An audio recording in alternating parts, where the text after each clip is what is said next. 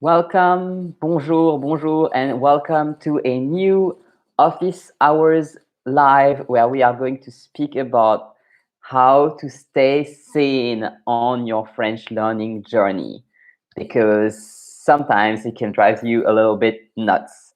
So if you're here, please say hi in the comments. I see we already have Connie and Linda. Welcome. It's so cool that you're back here. I love having you guys or ladies. If you don't like the word ladies, I never know what to call people nowadays. It's just like the compound of like the whole gender thing and the me not being a native. Just welcome. It's cool that you're here.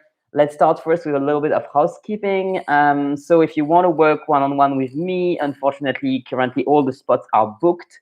There might be one or maybe even two new spots in May. I do have a couple of clients who are currently evaluating their own schedule, and they just don't know if there will be enough room in their schedule to keep doing as much French as they did before. So I might have some spots.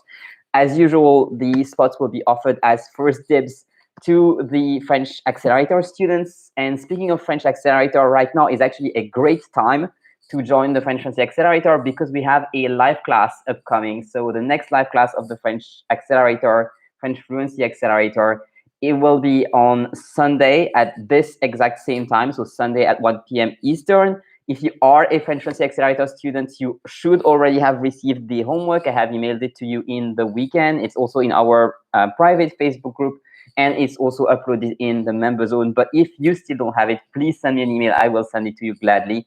And if you're not a French Fluency Accelerator student yet, like I said, now is a great time to join. If you join now, I will send you the homework so that you can get started on that. And then you can also get started with the recorded classes, which you have access to everything at once, just like the moment you sign up. You don't even have to wait for me. There's an automated email which will send you like your access to the member zone, and you'll get all the recorded classes at once and access to the Facebook group. So that was the housekeeping. If by any chance you're not following me on Telegram yet, this is free, by the way. And if you don't know what Telegram is, there is a tutorial on this YouTube channel somewhere. So if you have the Telegram app, or if you don't mind getting another app, please just download it and click the link in the description below, and then you can have my updates directly on Telegram with special content and special things that I only share on Telegram, such as like what I'm watching in French, what I'm listening to in French, things for your daily French bath, some thoughts and insights that I have from my coaching sessions, and a lot more.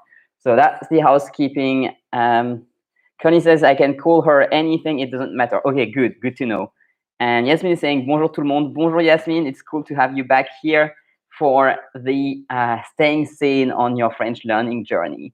So I have a couple of talking points, as you can see for today, and I've even actually printed some graphs to show you, because I figured, yeah, I can't use slides, but at least I can show you some graphs, and that should work if I hold them steady, you know? So the first thing that I want to tell you about, and if you have read my email, which I just sent, you know, I've brought up an hypothetical person called Mike who doesn't know anything about a particular topic that they're talking about, but speaks a lot about it because they are completely incompetent and they don't know. And I was explaining in that email that if you know a person who's completely incompetent about something and they still speak about it, and you know that they don't know, but they don't know themselves, then that would be the first level, or like level 0 of competence. Linda is saying the world is full of mics. Well, yeah, I thought that would resonate. I'm sure like everybody knows one. I was thinking of giving the guy a name, and I thought of this moment in Desperate Housewives where one of I think it's Carl, the character of Carl's, which says everybody knows a Mike, and I was like, yeah, it's true, everybody knows a Mike. I mean, Connie's like, I might be married to one. That's sad. Good luck with that. So that's where I picked the name Mike. I don't know, is Mike the actual name of your husband, Connie, or are you just bringing it up because of the definitely married to one? Okay, I do not want to get into that conversation. That could get long. Just keep having it in the comments.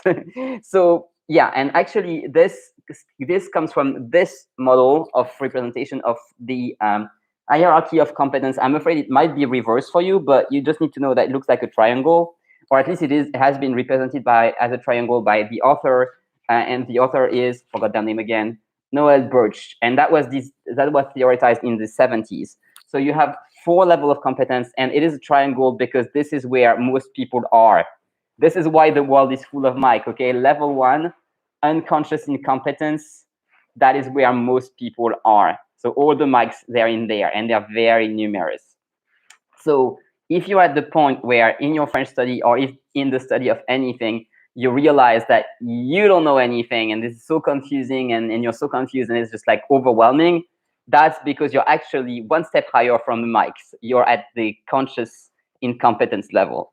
This is where I'm at currently with my astrology class. I signed up for an astrology class last week. I was super excited, or still am super excited, to take that class, and because I love that I'm finally learning, the basics and how it works instead of just Googling around random stuff. And I knew that I didn't know before I signed up, but I had no idea of like the depth of my lack of awareness, of like the complete, like just how like I feel completely inept. Like it's not just that I don't feel that I feel that I don't know anything. I feel like I'm not actually competent to learn it, and it's pretty bad. And that's something we'll speak about in the second part here. But of course, you don't stay here forever unless you stop, unless you're like, oh yeah, I guess I'm never gonna learn this. I'm not gonna even try.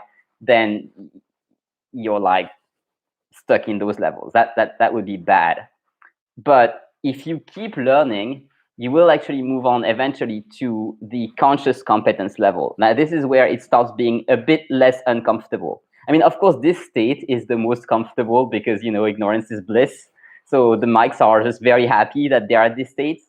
But this state is the most uncomfortable. When you're like, oh my God, I know nothing. I suck. This is really bad.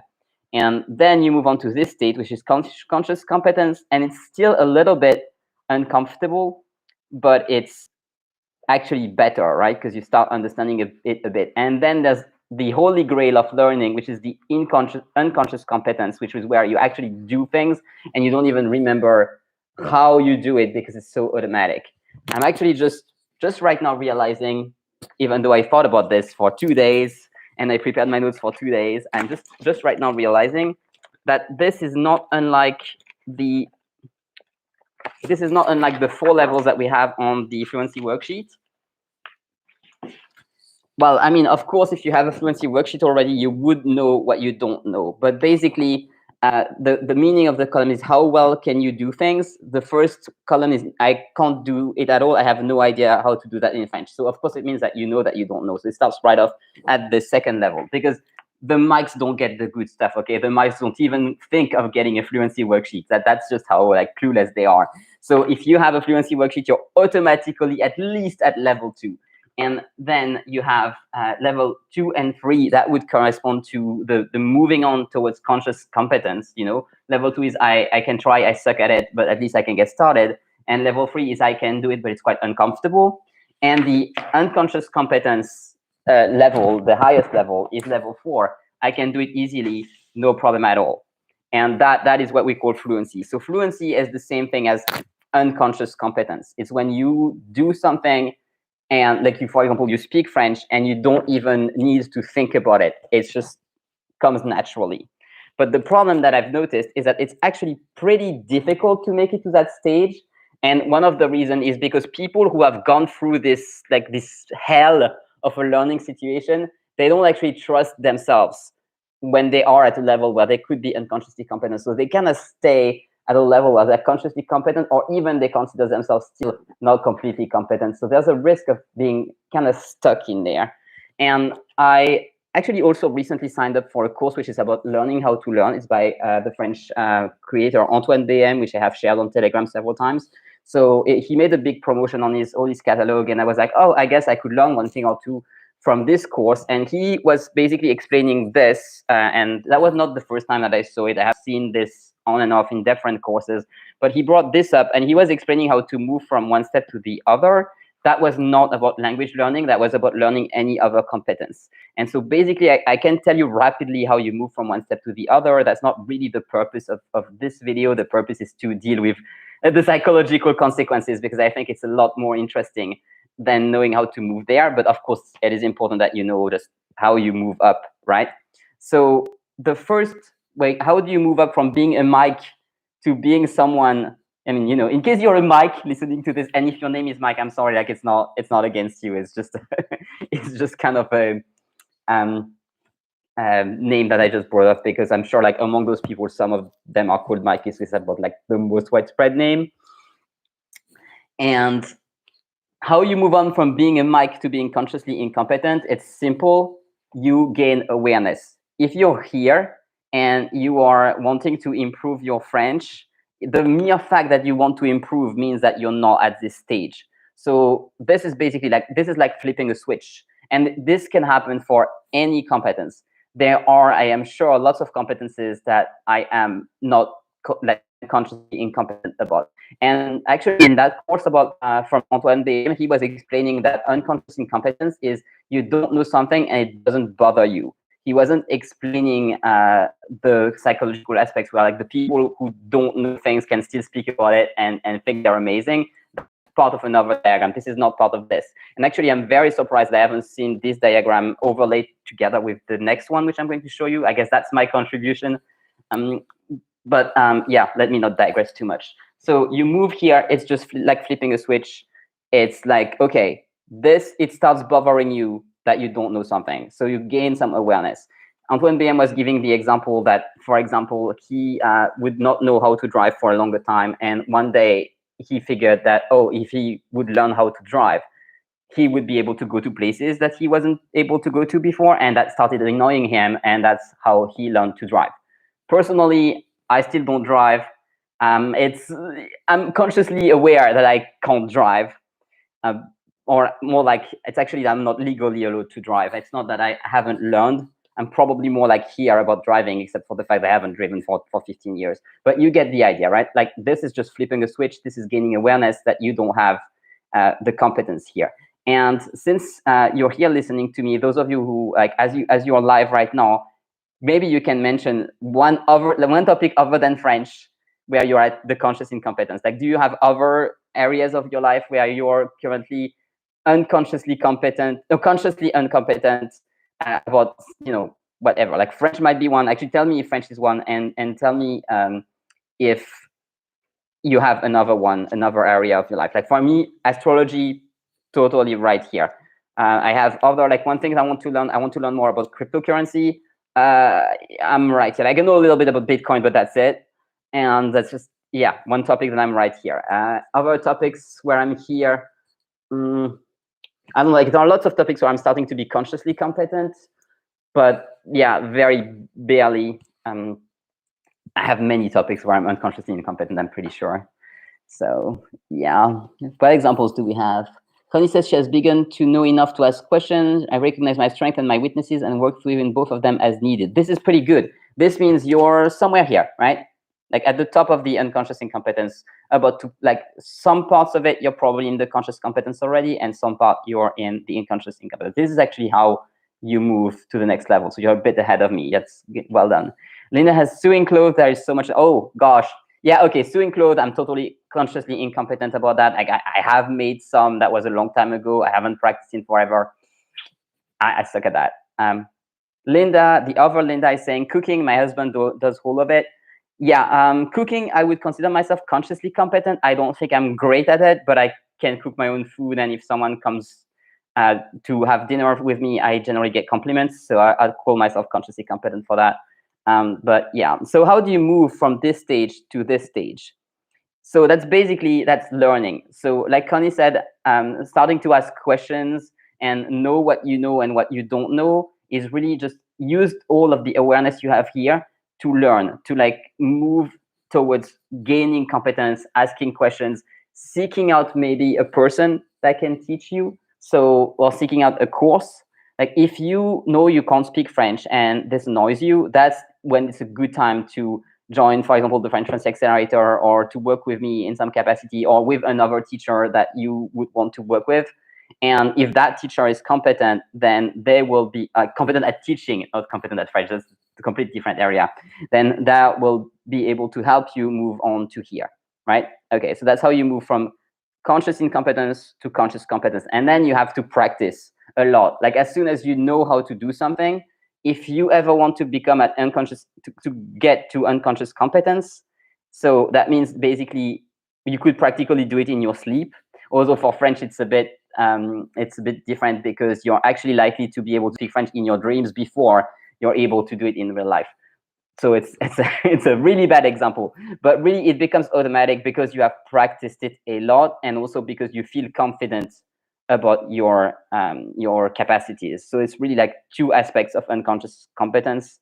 Is when here it is listed as right intuition, which is, it's not really intuition, it's just that you have practiced a lot. Like it's educated situation, right? So I hope this makes sense to you. If you have any question about this at all before we move on to the next part, please let me know. I'm just going to get a little tea and leave you some time to type a question if you have any, because I don't actually know how long it takes between me speaking and you receiving my message when I speak.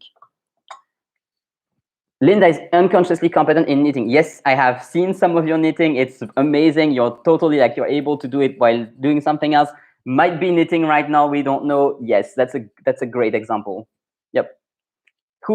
What are you, like the other people, what are you unconsciously competent at? I'm pretty sure most of you are unconsciously competent at speaking English or writing English. Like if you're able to hear me right now and not have friction, then you're probably unconsciously competent in English.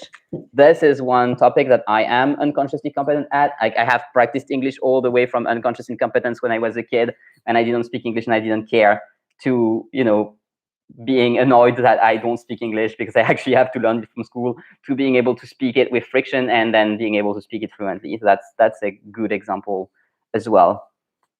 Right, so if we don't have a question, we can move on to the next part, which is basically, why am I bringing this up? Why does it even matter? Because when you think about it, going through this, it's not a problem, right? You could just, I don't think this is something that is worth speaking about for an hour. You could just, you know, flip the switch to unconscious, flip the switch from unconscious incompetence to conscious competence, and then, you know, keep learning until you reach the maximum level, right? That would, you know, just learn and go through it. Now, why is it like in itself? It's basically, why is that a problem? Is because when you move from here to here, it's painful. So this level here, and I just touched on that a bit before, so I spilled the beans, I guess. But this here, unconscious incompetence, like, you know how they say that ignorance is bliss? The mics of the world, they don't have a problem. Probably everybody around them has a problem because of it, but not them. Like, they just kind of make their incompetence everybody else's problem. It's not their problem. So being here is actually kind of okay from a selfish point of view. It's being here which is difficult and challenging. And so I have a number of other graphs, and I want to show you this one first. So all the other graphs that I have next are about one thing that's called the Dunning-Krüger effect. And basically, this is the relation between how confident you are, so you have confidence on this axis, and how much you know. So here is Mike. Like, Mike does not know anything, but he's very confident, right? So this is basically the stage here of unconscious competence. Here it doesn't represent the confidence. The confidence is not here. And I'm very surprised that I haven't seen any of those, like any source overlaying those two graphs. I've actually represented it next because, yeah, I don't know why no one has put them together before. But basically, the thing is, the mics are here. And as soon as you realize that actually, no, like, you don't know everything, you don't know anything, that's when your confidence takes a really bad dip, okay? But as you can see on this graph, when you realize that you don't know, like, you have the movement. Let me just get the other graph where you have the stages. It's going to be easier. So when you have, this is unconscious incompetence. When you move on to conscious incompetence, that's when your confidence is at the lowest. So the moment that you realize you don't know everything, here it says, there is more to this than I thought, right? Boom, that's when your confidence takes a dip.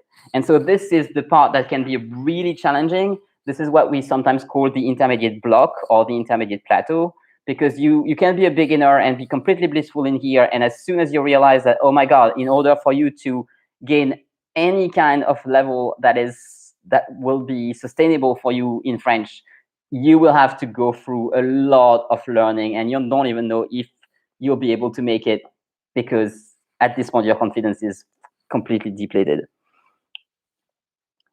So basically you go through this stage, and if you do make it through to the next stage, then your confidence starts going higher.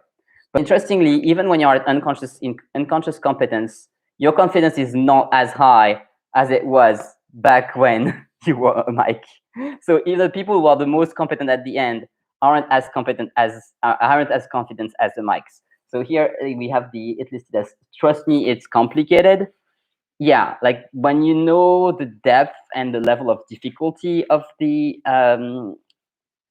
topic, that's when you feel confident-ish. Trust me, but it's complicated. So I hope this makes sense. If you have any question about this one, I will be happy to answer it. And then I also want to show you another graph, which is the one that I put on the little picture, the thumbnail for this video, which is this one. So this is also another representation of the Dunning-Krüger effect.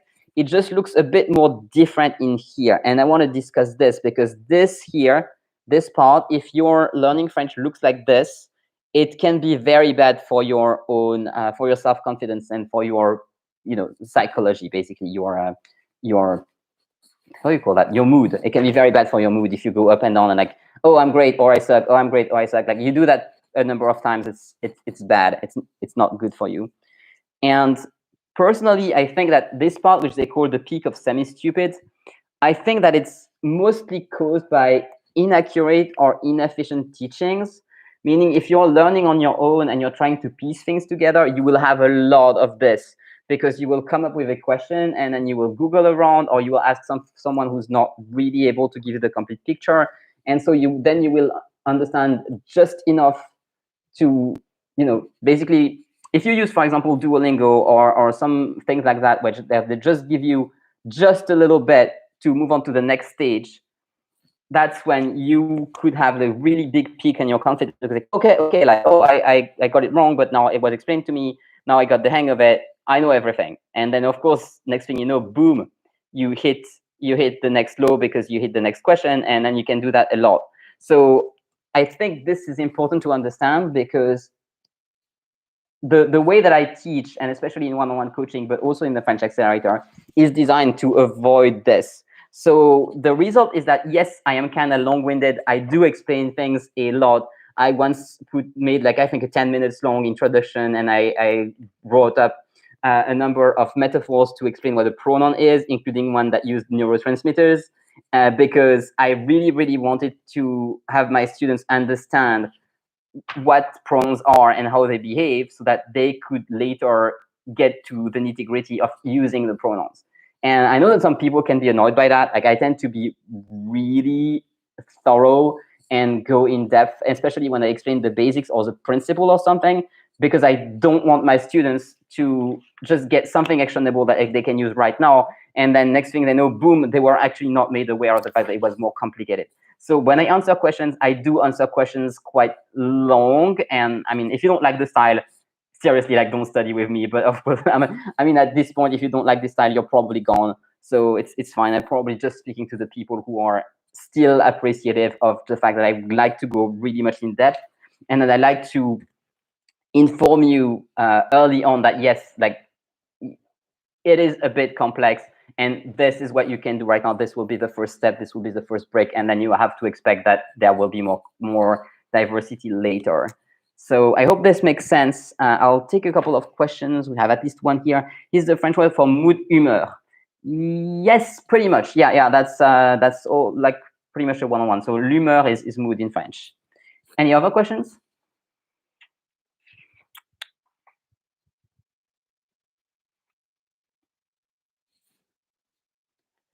Connie's saying it's like building a house. You give it a solid foundation, like learning pronouns, and the rest of the construction goes easy because everything was laid down correctly. Absolutely. This is totally my approach when I teach. I like to really give a solid foundation.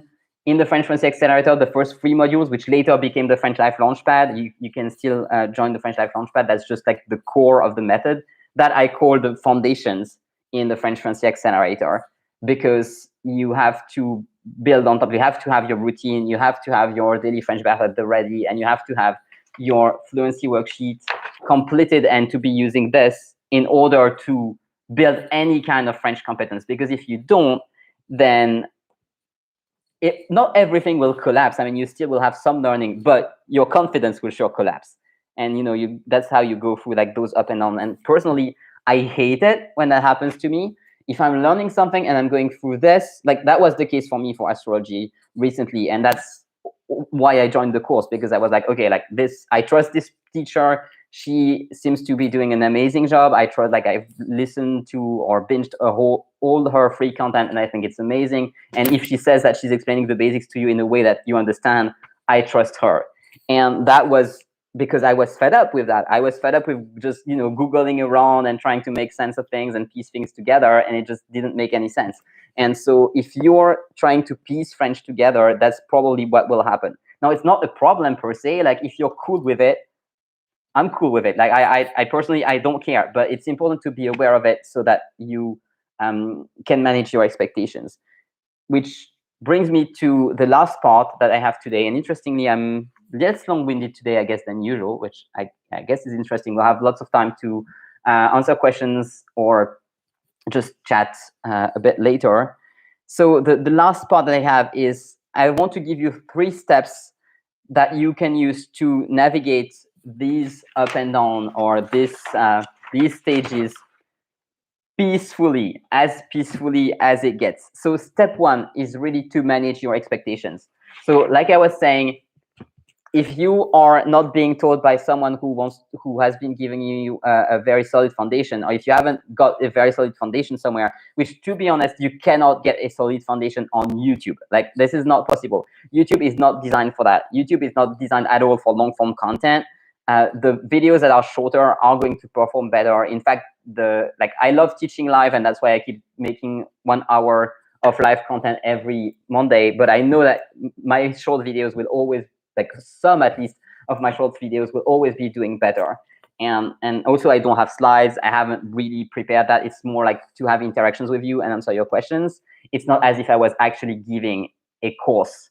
So because a course by definition cannot perform well on YouTube. I have found courses on YouTube on topics like I actually don't remember. I mean, I found one for astrology. I think it wasn't that great, but I started watching a course somewhere, and it was not a YouTube kind of thing.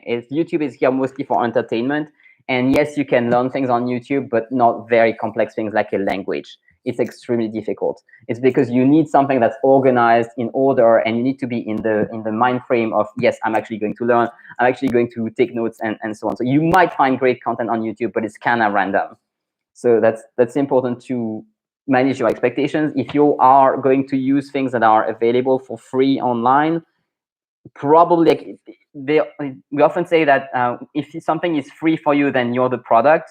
This is definitely the case for Duolingo. Duolingo is interested in having a user base, not so much interested in having this user base actually become competent at French, which I think is a really, really big problem. Now, if you do manage to use it and you do manage to learn successfully and you enjoy it, by all means do it. It's all about like pursuing your own goals and using whichever tools or whichever techniques or method works for you. It's just that, yeah, manage your expectations, because you might be doing this, especially if you're using a lot of free content online. That's all that that's all that I will, the only caveat I will put to free content. I make free content. I love making free content. It's cool. Just, you have to know that you'll have a lot of ups and downs, because it's not organized step by step, and it's a pain to piece together. And that will be true for anything that's worth learning. Anything that's like a field of study or language or something that has a lot of depth to it, you will go through that unless you either hire a coach, or you invest in a course, or you just sign up for a field of study somewhere, a course of study somewhere. And then they're saying, I agree. I find it useful to learn very specific techniques. For example, I learned how to make a magic knot, but you really can't learn a topic in depth on it. Yes, so that's the thing. If you know that you want to learn a magic knot, and that's the name of a technique, and you know specifically that you want to learn the magic knot, then you can Google how to do a magic knot, and you will find someone to explain it to you. But the fact that you know to look for a magic knot means that you're basically right here at the edge between conscious incompetence onto conscious competence, because here you don't know that you need the magic knot. That's the thing. Like, if you could only know that the thing that you need to learn is a magic knot, then you're good. You can Google it and find it. So it takes a certain level of awareness and of really knowing where you're at in your study and what you need to learn next. And this is something that you can only have if you have a structure, so in a structured course, or if you have someone that's guiding you. And it's extremely difficult to do online. So yeah, great example. Absolutely great example. So step one is to manage your expectations. You know that you cannot expect the same kind of results from just piecing things together from the internet versus hiring someone or enrolling in a course where you know that the person is competent, you trust them, and you actually know that you want to study under that person.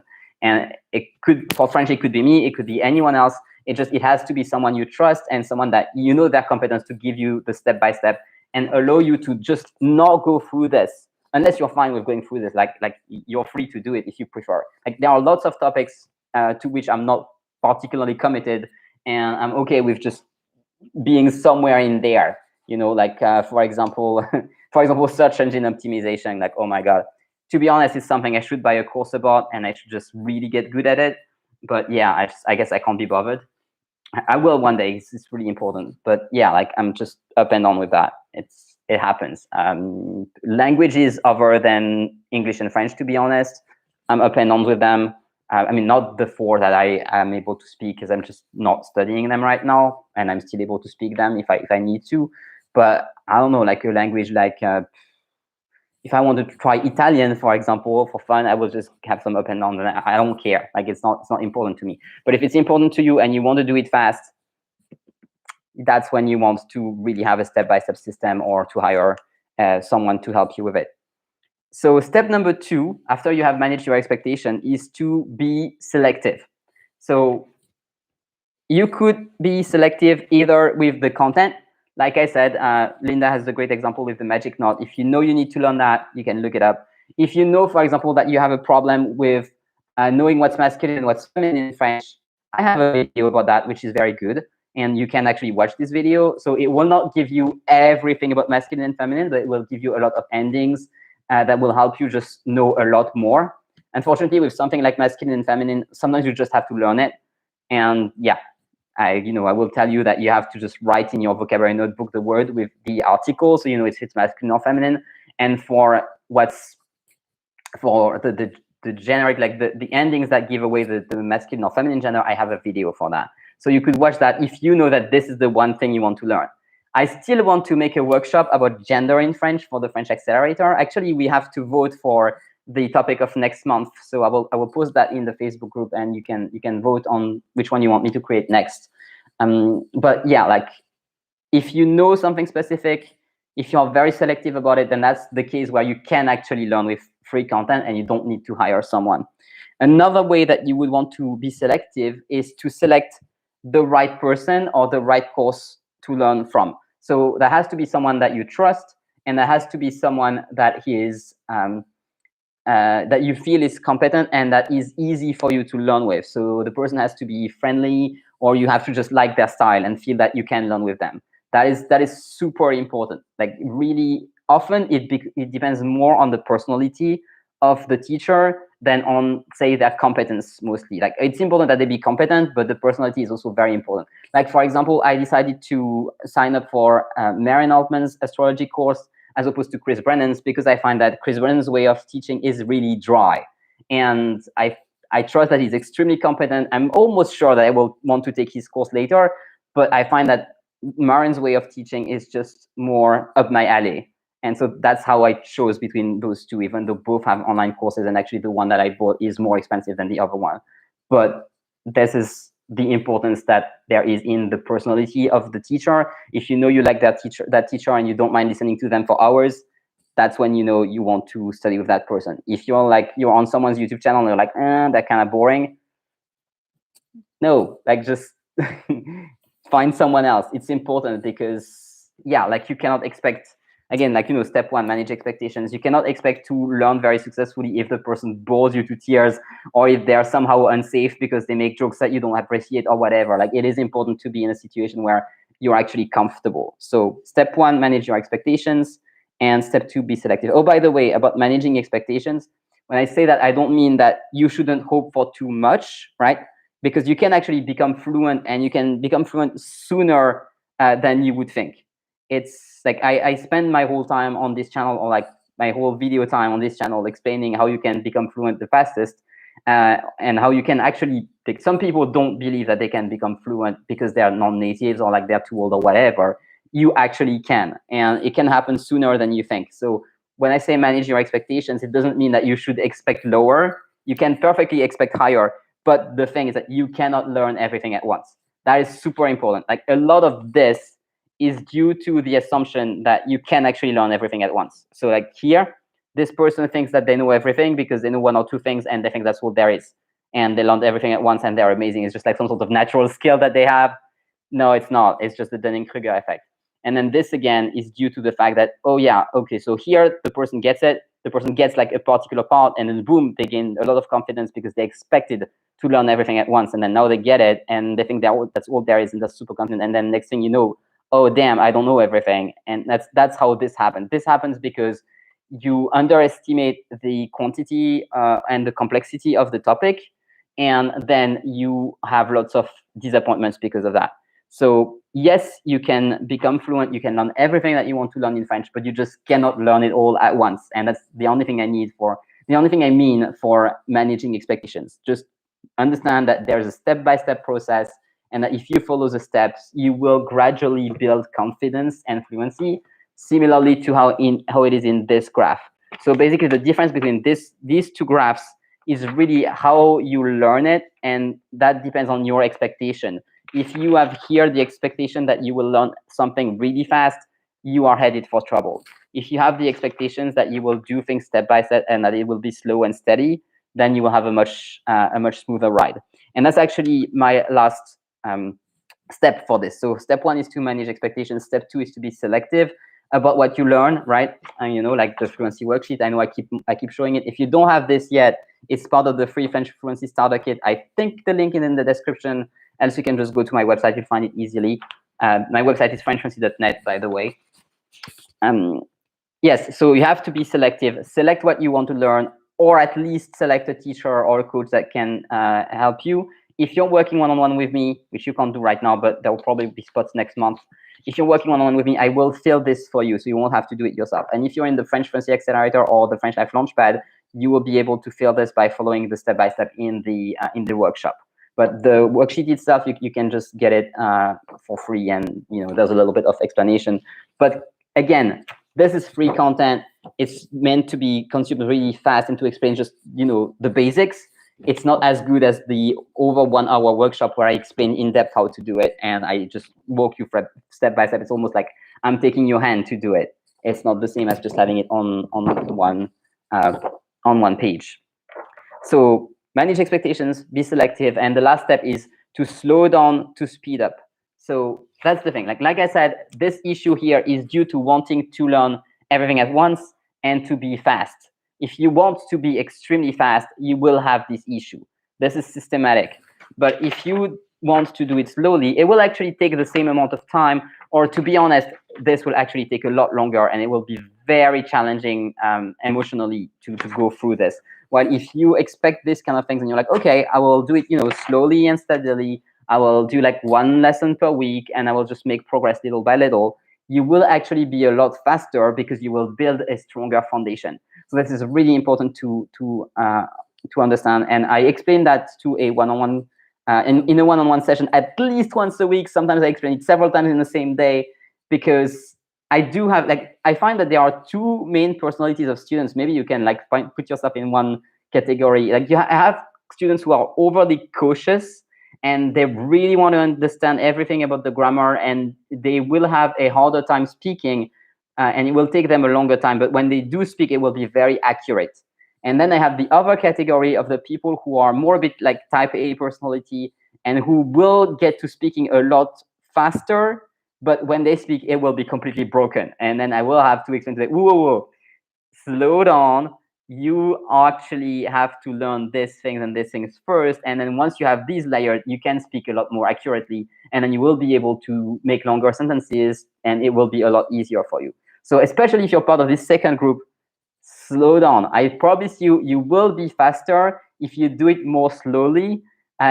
You can actually learn in a shorter span of time if you pace yourself at the beginning.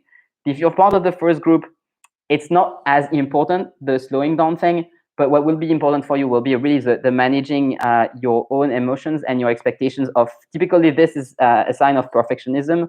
And unfortunately, when you learn a language, it cannot be perfect because for starters, no one is a perfect speaker of a language. Like there's no such thing. Like, if you come to me and you're like, I want to speak perfect French, I'll be like, no, there's no such thing as perfect French. Not even native speaks perfect French. And it's not a thing. Like a language does not get perfect. Like that's beautifully imperfect. It's what makes it great. It's why it's alive and it keeps changing. And the speakers create new words and they create new like ways of learning. And it's what we love. I mean, that's what I love about being a student of a language is that it's never done. It's not like a technique, for example. I guess if you're learning how to sew and you have a particular sewing technique that you're learning, then yes, you can learn to master that technique perfectly. But French is not a technique. It's something that you get to experiment with and you get to experience and enjoy.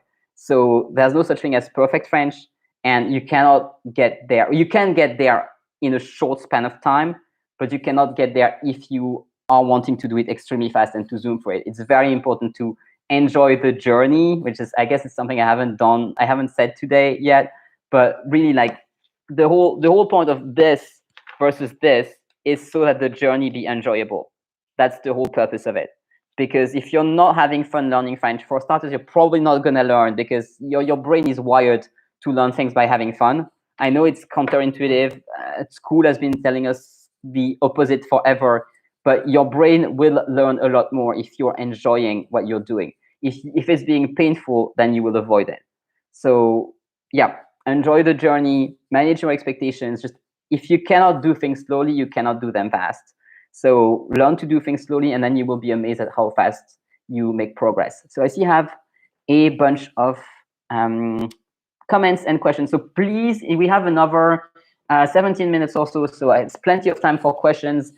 Those of you who have been in some of my courses, if you have been in one of my courses, like the French Life Launchpad or the French Accelerator or Mastering French Pronunciation or any of my courses, please and if you have any questions, just type them in. I'm happy to answer all the questions that you have or to comment on anything that you find weird. We do have a lot of time today and we have quite a few people listening. So please enjoy the space that you're having. It's like, I know I keep saying that it's not gonna last forever. One day I will become a lot better at SEO and I will be able to make a lot more videos as well because I just find a way to have a system that helps me put them out rapidly. So one day there will be more people here, definitely. But while there is a lot of space, please go ahead and enjoy the opportunity to ask questions.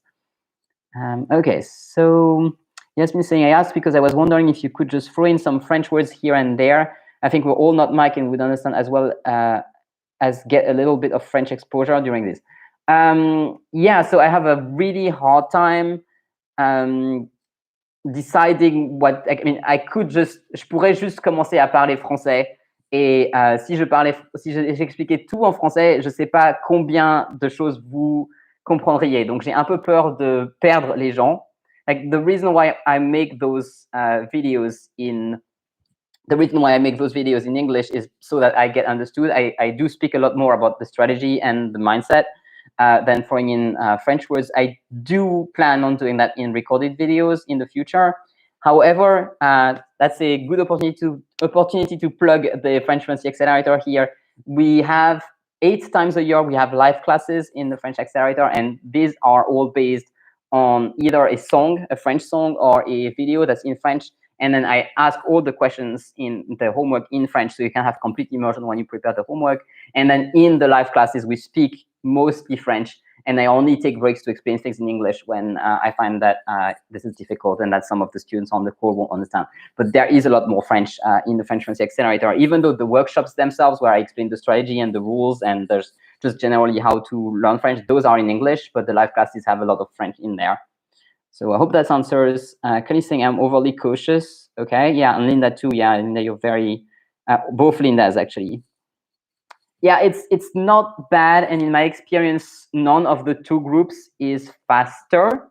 I think I myself am overly cautious as well about many things. Maybe that's why I attract a bit more overly cautious people. In one-on-one coaching, I do have a number of people who have been extremely fast and who have just crashed and burned because they have been so fast and they haven't really understood the things that they were missing. So what happens is that you basically will accumulate, like if you're very fast, you accumulate some little mistakes here and there, and eventually you will have so much friction that you'll come to a stop, to a halt. While if you're overly cautious, you will actually accumulate little bricks and you will build little by little. And I don't think any of them is faster than the other on the long run. Like if you've been very fast at the beginning, of course you will come sooner to a point of being conversational, but then that's where it will stop. While if you are overly cautious, assuming that you keep moving, you will get there, and you're more likely to actually become really, really good at it than someone who's been really fast. Like I do spend a lot of my one-on-one coaching time fixing the French of people who have been very fast and who haven't noticed what they were missing along the way. That's actually a great use case for one-on-one coaching. Like if you're listening to this and you're like, oh my God, that's me. I've been super fast and now I have accumulated so much friction that I've come to a halt. Yeah, that's probably the case where one-on-one coaching is the most useful. Of course, I can also help if you've been overly cautious, but then my work will probably be more as to help you build confidence rather than help you build the French language. I mean, of course, I will help you build the French language as well, but that would be on both aspects. But the people who are overly fast, they don't need extra confidence. They don't need to be broken either. Like that doesn't help. But that they mostly need to just build the things that we're missing. Right, so if you have any question, I'm happy to answer them. If not, I guess I'm just gonna go because it's interesting. Like generally, I'm all for a whole hour here, but I guess I was a bit faster today for some reason. If anyone has a question, I'm just gonna stay here and drink my tea and wait to see if any question comes up. It could be really about anything, like anything you've seen in French, or anything you're wondering about, or anything that you're not completely sure, like a part of French, or like just any question is fine.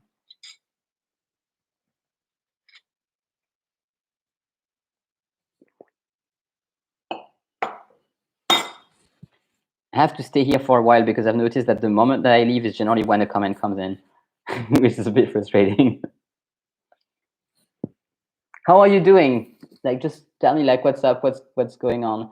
I think I know, like, all of you are, I think, in the US. Actually, I only have 4 people in the comment, but I have 6 people that are listening. So if you are listening and you haven't commented yet, please say hi and say where you're calling in from. That would be nice to hear from you.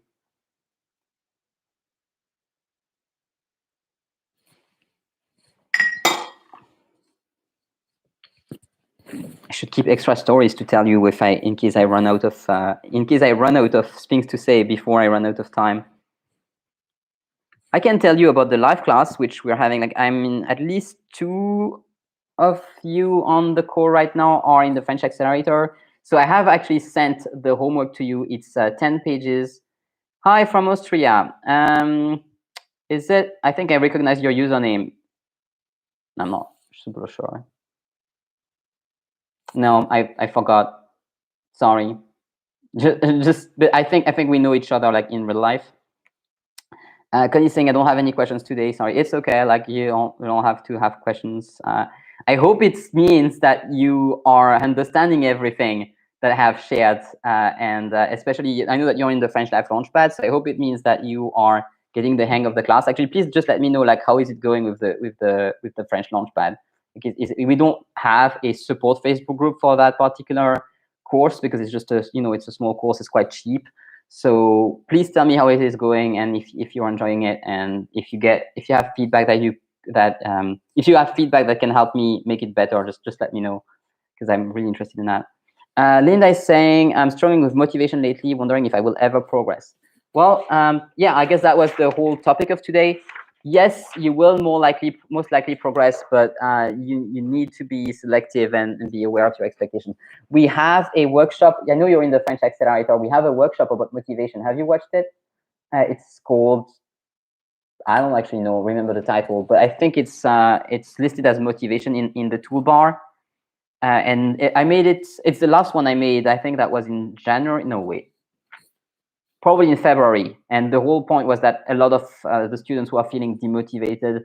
And I think, honestly, with the current situation, and I don't want to mention too many words because I've noticed that also other YouTubers speak about it. And if you dare to mention the situation that we're all in right now, YouTube just starts to not like you and will hide your content from people. But the current situation with people mostly staying at home and just, you know what I'm referring to, right? It's very demotivating. It's not helping at all with being motivated. Like the fact that we cannot travel, that most of us cannot go to the restaurant, that we cannot just experience the culture in any way other than online, it's not enjoyable. So yeah, it's like you have to really cut yourself some slack, and I would recommend this workshop. The other Linda is saying, staying motivated and making progress is cool. Yeah, right. Staying motivated and making progress consistently, I think. So it's in the French Accelerator, in the member zone. If you don't find it, Linda, please just post in the Facebook group about it, and I will just give you the direct link there. Connie's saying, I'm not having any issues with it, so I guess it's a French Life Launchpad. I will start paying more attention if there are issues and bring it to your attention, and never thought to critique it. Okay, yeah, you're welcome to critique it if there's anything that you find is difficult to understand. I mean, it has been used a lot because it corresponds to the beginning of the French Accelerator. So it has been used by, I don't know, 30, 50 students. I haven't actually counted them. But in between the French Life Launchpad and the French Accelerator, that's a lot of people who have gone through those courses. I haven't heard a lot of criticism, so I think it works. Also, it was created live. And so I asked the people on the call back then to give feedback and ask their questions. So I think the fact of creating courses live just really helps with making it actionable and easy to use. Because even for me as a teacher, it helps me be confident that what I am delivering is landing with the students who are there on the call. And so then if you have something that's been recorded live, it's not as clean as if I had recorded it and made it professionally or whatever, which I'm not a professional of video making, so I guess I have to forget about that. Yeah, like I think teaching live and recording live and then making the recordings available to the future students does help. But I would love to have some feedback. Like I can always make an add-on video for something if like something isn't clear. I'm happy to add a bit of a video or like a bonus PDF or whatever which would be missing from the course. I definitely do that. So Trickstar791, sorry, I don't know your name. Motivation comes and goes. It's usually better to establish a habit. Yes, that's actually something I speak about in that workshop. And there is a complete workshop about habit building, which is also in the French Life Launchpad. I think it's the second one, third one. I think never mind. Like it's one of the first. I never know which one is the second and which one is the first. I should really learn it once and for all. I recorded those in 2019 and then I forgot in which order they are. But yes, that's a part of the French Accelerator as well, and of the French Life Launchpad. There's an entire workshop about creating a French learning routine, and that really helps with motivation. Because if your routine has become automatic, then it will be a lot easier than if you have to force yourself every time. Unfortunately, a thing that I've noticed, especially when your life circumstances change, like for me, that was the case when I moved houses and even more when I moved countries, habits tend to completely deorganize. And I have not actually been able to keep a habit for more than like 2 or 3 years myself, because they always kind of tend to deorganize. I guess, I don't know if it's a personality thing or whatever, but it kind of takes a lot of efforts to keep a habit for a very, very long time. I think probably the habit that I've had the longest is that I've been sending an email to the people who have signed up for my emails every Monday for probably 3 or 4 years now, without missing a week. But that's not really a daily routine. So there's that. All right, Linda is saying she'll look for it. Okay, great. So yeah, I look forward to hearing your feedback. I know you're in the French Fluency Accelerator group, so you're welcome to share your feedback and share your questions in the group at any time. You don't always have to wait just for like this 1 hour in which I'm here. We do have another 5 minutes also, so if you have any questions, that's your last chance for this week. And if you're not in the French Accelerator and you want to be, this is your reminder that this is the best week to join right now, one of the best weeks to join right now, because we have a live class upcoming on Sunday, and you can join the live class on Sunday, which is at 1 p.m. Eastern, so same time as this.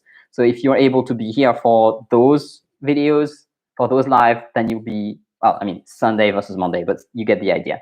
If that time works for you, then that will be a great opportunity for you to do some French. And for the workshops, so the workshops are not as important to attend live because it's mostly me speaking, while in the French live class, it's mostly the students speaking and speaking in French or doing your best to speak in French. You don't have to if you don't want to. We don't actually force people to speak. I put a strong emphasis on the safe space, as you know, but it's good to have the opportunity. While for workshops, it's nice to have some live students, but for you, it's not as critical. Like for example, I keep recommending the past workshops to people all the time. Like you can see, I just recommended the workshop about motivation.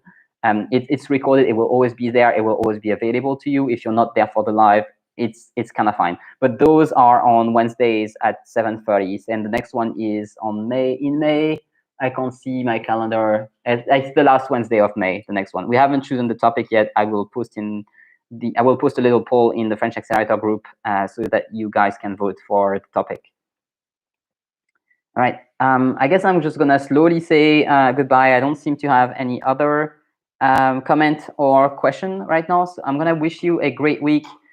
If you are in the French Accelerator, do your homework for Sunday. I look forward to seeing you and hearing about what you will find in that song. It took me a long time to prepare the song because there is so much in it. There's just so much in it. I kind of wanted to like ask questions about everything. But honestly, the exercise is already 10 pages long. Well, okay, 3 pages of that is the text of the song, but still, there's also an exercise associated to the text.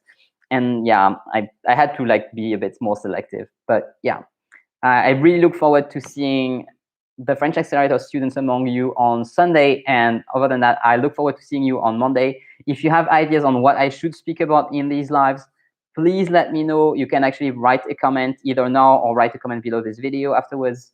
Or just send me an email being like, hey, I want to hear about this, and then I will be happy to make a office hour live about that.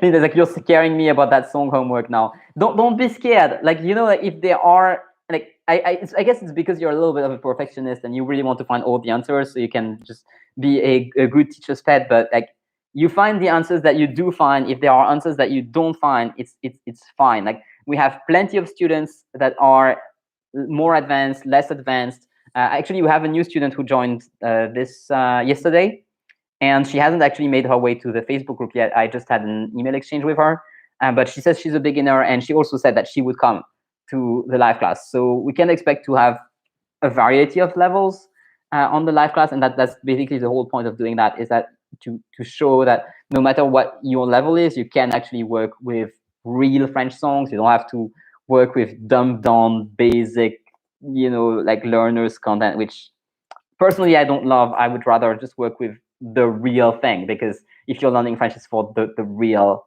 French stuff. So, all right, so I'm gonna go because it's 8 p.m. here. Thank you guys so much for being live with me. It's always a pleasure to see you, and I will see you next Monday, and I will see the French Accelerator students on Sunday. So if you're in the French Accelerator, I look forward to seeing you then. And if you have a one-on-one session with me in the meantime, then I look forward to seeing you there. So bye, see you next Monday.